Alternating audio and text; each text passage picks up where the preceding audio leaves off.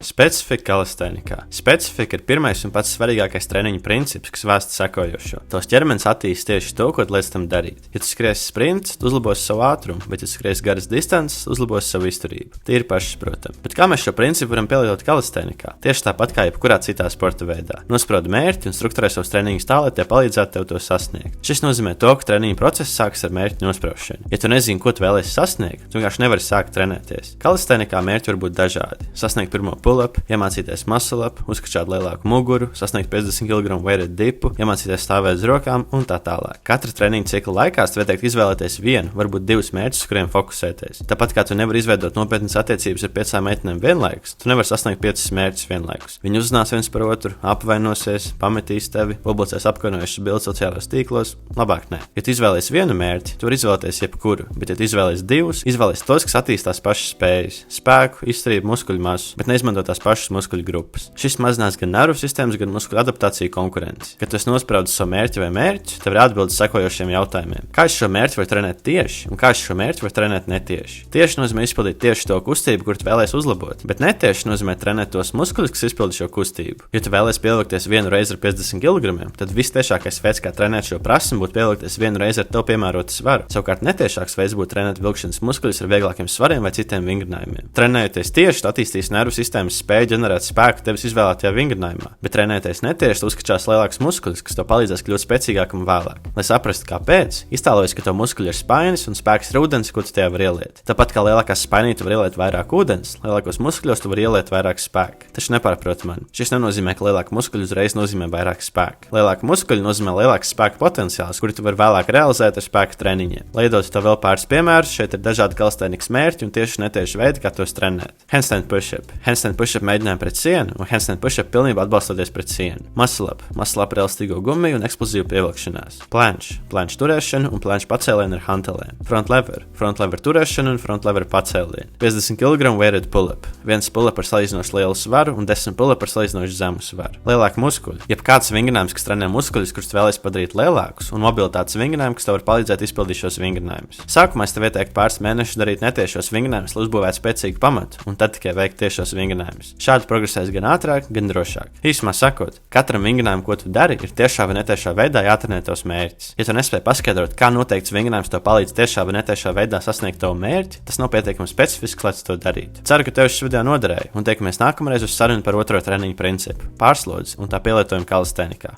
Čau!